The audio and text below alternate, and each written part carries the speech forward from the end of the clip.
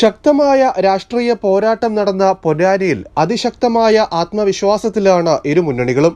മികച്ച വിജയം നേടുമെന്ന് LDFും UDFും അവകാശപ്പെടുന്നു. 10,000-നടുത്ത് വോട്ടിന്റെ ഭൂരിപക്ഷമാണ് ഇടതുമുന്നണി സ്ഥാനാർത്ഥി MK സക്കീർ കണക്കുകൂട്ടുന്നത്. 2006-ൽ UDFിനുണ്ടായ 25,000-ന് മുകളിലെ പരാജയത്തിന് സമാനമായ തോൽവിയാണ് ഇത്തവണ LDFിനെ കാത്തിരിക്കുന്നതെന്നാണ് UDF സ്ഥാനാർത്ഥി KP നൌഷാദ് അലിയുടെ വിലയിരുത്തൽ. തെരഞ്ഞെടുപ്പ് വിജയത്തിന്റെ കാര്യത്തിൽ ഇരുമുന്നണികളും വലിയ അവകാശവാദങ്ങൾ നടത്തുന്നുണ്ടെങ്കിലും കടുത്ത മത്സരമാണ് പൊന്നാനിയുടെ മുഴുവൻ മേഖലകളിലും പ്രകടമായത്. പൊന്നാനി നഗരസഭയിൽ ലഭിക്കുന്ന ലീഡിന്റെ അടിസ്ഥാനത്തിലായിരിക്കും പൊന്നാനി മണ്ഡലത്തിന്റെ വിജയപരാജയങ്ങൾ നിശ്ചയിക്കപ്പെടുക. ഇടതുമുന്നണിയുടെ വിജയത്തിന് നെടുന്തൂണായി മാറാറുള്ളത് നഗരസഭയിൽ നിന്ന് ലഭിക്കുന്ന ലീഡാണ്. ഇത്തവണയും അതേ പ്രതീക്ഷയാണ് LDFിനുള്ളത്. നഗരസഭയിൽ 8,000-ന് മുകളിൽ ലീഡ് MK സക്കീറിന് നേടാനായാൽ LDF മിന്നും വിജയം ആവർത്തിക്കുമെന്നാണ് ഇടത് കേന്ദ്രങ്ങളുടെ കണക്കുകൂട്ടൽ. നഗരസഭയിൽ മുന്നിലെത്താനായില്ലെങ്കിലും ഇടതുമുന്നണിയുടെ ലീഡ് കുത്തനെ കുറക്കാനാകുമെന്നാണ് UDFിന്റെ കണക്കുകൂട്ടൽ. ടൗൺ മേഖലയിലും തീരദേശത്തും മേൽക്കൈ നേടാനാകുമെന്ന് UDF പ്രതീക്ഷിക്കുന്നു. എഴുപത്തിരുത്തിയിലും കടവനാടും മികച്ച മുന്നേറ്റമാണ് LDF കണക്കുകൂട്ടുന്നത്. വെളിയങ്കോട് പഞ്ചായത്തിലെ തീരദേശ മേഖലയിൽ ഇടതുമുന്നണി തിരിച്ചടി പ്രതീക്ഷിക്കുന്നുണ്ട്. വെളിയങ്കോട് പഞ്ചായത്തിൽ മികച്ച ലീഡാണ് UDF പ്രതീക്ഷിക്കുന്നത്.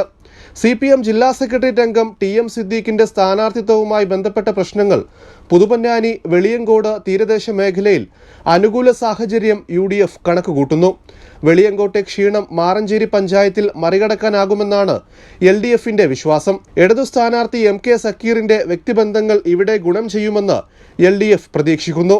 പെരുമ്പടപ്പ് നന്നമുക്ക് പഞ്ചായത്തുകളിൽ മേൽക്കൈ നേടാനാകുമെന്നാണ് UDF ഉറപ്പിക്കുന്നത്. ആലങ്കോട് പഞ്ചായത്തിൽ UDF ഉറച്ച പ്രതീക്ഷകൾ പുലർത്തുമ്പോൾ രാഷ്ട്രീയത്തിനപ്പുറത്തെ വോട്ടുകൾ പെട്ടിയിൽ വീണിട്ടുണ്ടെന്ന ആത്മവിശ്വാസത്തിലാണ് LDF. പൊന്നാനി മണ്ഡലത്തിലെ വോട്ടിംഗ് ശതമാനത്തിൽ സാങ്കേതികമായി വർധനവുണ്ടായിട്ടുണ്ടെങ്കിലും പോൾ ചെയ്ത വോട്ടുകളുടെ എണ്ണത്തിലെ കുറവ് LDFിനെയും UDFിനും ഒരുപോലെ അമ്പരപ്പുണ്ടാക്കിയിരിക്കുകയാണ്. ജില്ലയിലെ തന്നെ ഏറ്റവും കുറഞ്ഞ പോളിംഗ് നടന്ന മണ്ഡലമെന്ന പ്രത്യേകതയാണ് ഇത്തവണ പൊന്നാനിക്കുള്ളത്.